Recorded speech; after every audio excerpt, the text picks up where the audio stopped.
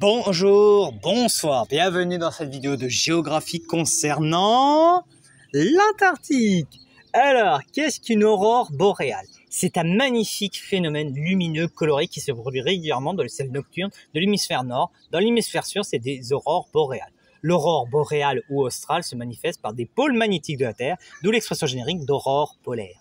Alors, comment ça se forme? Eh bien, ça se forme lorsqu'il y a une collision entre des particules chargées, électrons et protons, et des gaz qui se trouvent dans la haute atmosphère terrestre. Ces collisions génèrent de minuscules éclats lumineux qui emplissent le ciel de voiles colorées. Des milliards de lueurs apparaissent en séquence, ce qui donne l'impression que l'aurore se déplace ou dans le ciel. C'est le champ magnétique qui guide les particules chargées vers les pôles. La forme du champ magnétique crée deux ovales auroraux au-dessus des pôles magnétiques nord et sud. C'est pour cette raison que des aurores se produisent presque toutes les nuits dans les ciels nordiques d'août à mai. Alors, quelques petites définitions. L'Antarctique, c'est le continent situé au niveau des pôles. À ne pas confondre avec l'Arctique, région entourant le pôle nord de la Terre. À l'intérieur, aux abords du cercle polaire arctique. Elle s'oppose à l'Antarctique au sud. L'Islandie, c'est une calotte glaciaire s'écoulant dans différentes directions sur un socle rocheux. S'il est suffisamment vaste, plus de 50 000 km², on parle d'Islandis du danois, glace de l'intérieur du pays. Il n'y a que deux Islandis encore en activité aujourd'hui, celle du Groenland et celui de l'Antarctique. Le Groenland, c'est une île immense et un territoire danois autonome situé entre l'Atlantique et l'océan Arctique. Une grande partie de sa surface est recouverte de glace. La majorité de sa population vit le long des côtes. Sa position largement au-dessus du cercle polaire arctique entraîne des phénomènes naturels tels que le soleil de minuit et des aurores boréales. Les secteurs antarctiques, c'est un découpage en 7 du continent par rapport à des revendications. Une terra nullis, c'est une locution latine, territoire sans mètres, espace qui peut être habité mais qui ne relève pas d'un État. Selon ce principe, les terres ne sont possédées par personne. Le traité sur l'Antarctique, signé le 1er décembre 1959 à Washington, en vigueur depuis 1961, c'est le règlement des relations entre les pays signataires dans ce qui a à voir avec l'Antarctique. Le traité s'applique au territoire incluant les plateformes glaciaires situées au sud du 60e parallèle sud. Les signataires du traité furent l'Afrique du Sud, l'Argentine, l'Australie, la Belgique, le Chili, les États-Unis, la France, le Japon, la Norvège, la Nouvelle-Zélande, le Royaume-Uni et l'URSS ou l'URSS, comme certains aiment bien le dire. Cependant, n'importe quel membre des Nations Unies ou autre, invité par la totalité des signataires, peut s'y joindre. Plusieurs États ont ainsi adhéré au traité depuis sa signature. Alors, quelques chiffres. Population, pas de population permanente, donc on a environ 1500 habitants. Une densité de 0,0001 habitants au kilomètre carré. 7 secteurs antarctiques, 52 bases antarctiques. Alors, niveau carte, voilà. Ouais, c'est un peu compliqué, je dois vous avouer, mais bon. Puis en plus, avec la fonte des glaces, je suis pas sûr que ma carte soit bien à jour. Mais voilà, en gros, t'as ça. C'est une sorte de grand camembert qui est découpé. Voilà, je peux pas faire plus. Même si on est en géographie, je vais quand même vous faire un petit peu d'histoire. 1577, envoyé par les Anglais, Francis Drake explore le Pacifique et il remarque que la Terra Australis ne s'étendrait pas jusque-là, ça restait encore hypothétique. En 1739, Jean-Baptiste Charles Bouvet de Lausier découvre une île brumeuse qu'il prend pour un continent, mais il est malheureusement à 1700 km de l'Antarctique. En 1772, et on va encore découvrir d'autres îles, les îles froides, et il y aura aussi la deuxième exploration de James Cook. Mais l'Antarctique est officiellement découvert en 1819. En 1840, les Français plantent le drapeau sur les terres antarctiques. Mercator Cooper accosta en Antarctique orientale en 1853. Il va y avoir le traité sur l'Atlantique en 1959. Avant ça, de 1957 à 1958, c'est la première traversée par la voie terrestre de l'Antarctique. Jusque-là, il n'y avait pas eu.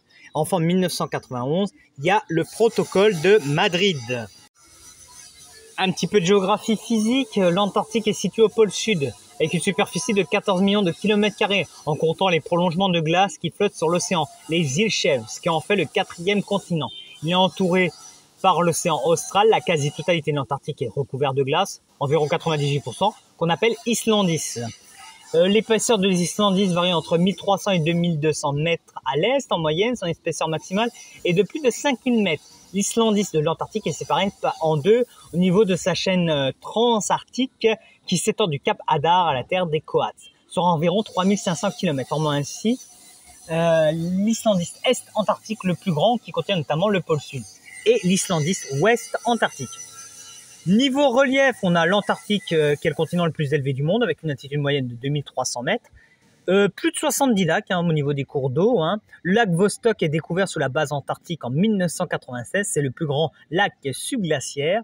On le croyait isolé depuis 500 millions d'années, mais des études récentes prouvent qu'il y a des eaux qui circulent épisodiquement d'un lac à l'autre. Certaines carottes de glace forêt à environ 400 mètres sur le niveau de la mer prouvent que les eaux du lac Vostok peuvent détenir la vie microbienne. La surface gelée du lac représente des similitudes avec Europe, un des satellites de Jupiter. Ainsi, si la vie est découverte dans le lac Vostok, c'est qu'il y aurait des organismes résistants à des températures glacées qui pourraient également renforcer l'argument d'une vie extraterrestre dans un environnement extrêmement froid. Niveau climat, c'est le continent le plus froid. Température moyenne, moins 20 degrés à 1000 mètres d'altitude, moins 55 degrés à 3500 mètres. La température minimum a été enregistrée à la base russe de Vostok, moins 89,3 degrés. Voilà. Et des fois, il y a des vents de plus de 300 km/h. Alors, on va parler de la géographie humaine. Il n'y a pas d'habitants permanents, mais un certain nombre de gouvernements maintiennent en permanence des équipes dans de diverses stations de recherche présentes sur le continent. 1000 personnes en hiver, 5000 en été. Une église orthodoxe ouverte en 2004 à la station russe Bellingaonsen est également occupée par un ou deux prêtres qui s'alternent tous les ans. Il y a des chasseurs de phoques anglais et américains qui furent les premiers résidents semi-permanents des régions proches de l'Antarctique. Le premier enfant est né au sud de la convergence antarctique est une Norvégienne du nom de Solveig Gunsborg Jacobsen qui voit le jour à Kridviksgeng le 8 octobre 1913 et dont la naissance est déclarée par le représentant de la magistrature anglaise en Géorgie du Sud. Emilio Marcos Palama est la première personne née au sud du 60e parallèle sud, à la limite du continent selon le traité de l'Antarctique, et également la première à être née sur le dit continent en 1978 sous la base Esperanza à l'extrémité de la péninsule antarctique. Ses parents ainsi que 7 autres familles furent envoyés sur ce territoire par le gouvernement argentin qui cherchait à déterminer si la vie familiale était possible là-bas. En 1995, Juan Pablo Camacho voit le jour à la base Presidente Eduardo Frei Noveta qui devient le premier enfant chilien à naître sous la base antarctique. Jusqu'en 2009, 11 enfants étaient nés en Antarctique. Concernant la recherche, chaque année, des scientifiques de 27 pays différents effectuent en Antarctique des expériences impossibles à réaliser ailleurs dans le monde. En effet, en été, il y a plus de 4000 scientifiques qui travaillent dans la cinquantaine de stations de recherche. Ce nombre décroît à 1000 en hiver. Mais voilà, certains États y maintiennent en effet une présence humaine quasiment permanente. Les chercheurs présents en Antarctique peuvent être des biologistes, des géologues, des océanographes, des physiciens, des astronautes, des glaciologues, des météorologues.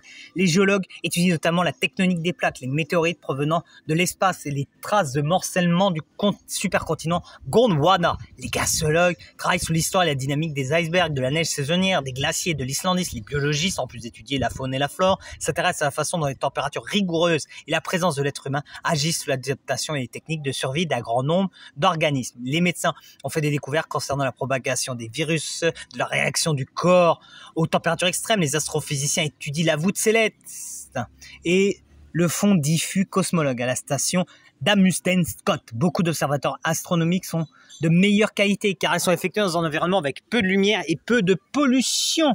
En outre, les basses températures minimisent la quantité de vapeur d'eau dans l'atmosphère et l'absence de pollution lumineuse, qui permet une vision de l'espace plus nette que n'importe où ailleurs. La glace de l'Antarctique sert à la fois de protection et de milieu de détection pour le plus grand télescope à neutrinos du monde, l'IceCube, construit à 2 km au-dessus de la station Amundsen Scott. Dans les années 70, la couche d'ozone de l'atmosphère au-dessus de l'Antarctique, c'est grâce à ça qu'on a remarqué qu'il y avait un trou dedans. C'est là, on l'a observé là, dans les années 70, puis pouf. Bon, l'interdiction des CFC a permis que ce trou va se rebaucher assez rapidement dans les prochaines années. Mais voilà. Alors, attendez, je remonte un peu mes notes. Voilà. Ces bases sont ravitaillées par avion spécialement équipés pour atterrir sur les pistes gelées ou bien par bateau pendant l'été austral lorsque le retrait ou la diminution de l'épaisseur de la banquise permet au navire de s'approcher suffisamment des côtes. Géographie politique, dernière terra nullis de la planète, le continent antarctique fait l'objet d'un régime juridique défini par le traité de l'Antarctique.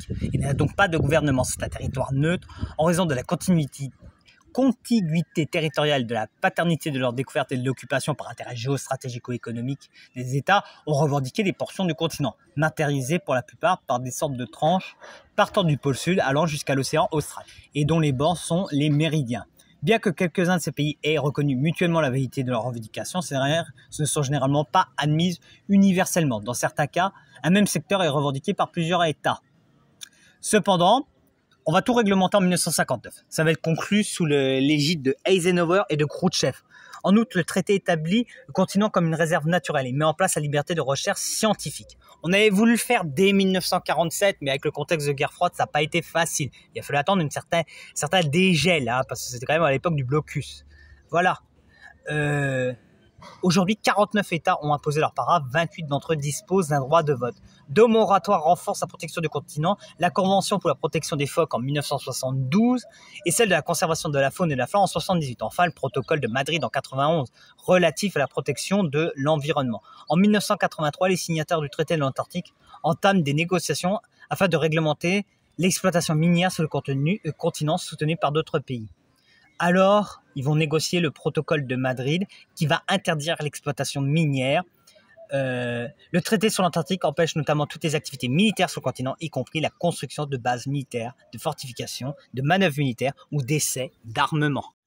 En conclusion, concernant l'Antarctique, c'est 14 millions de kilomètres carrés, 70 bases scientifiques, une température moyenne entre moins 20 et moins 55 degrés et 49 pays qui sont signataires du traité de l'Atlantique. J'espère que cette vidéo vous a plu. Si elle vous a plu, vous pouvez liker, partager, faire de la pub pour la chaîne, ça fait plaisir. Financement participatif. Je vous souhaite une bonne fin de journée. Ciao!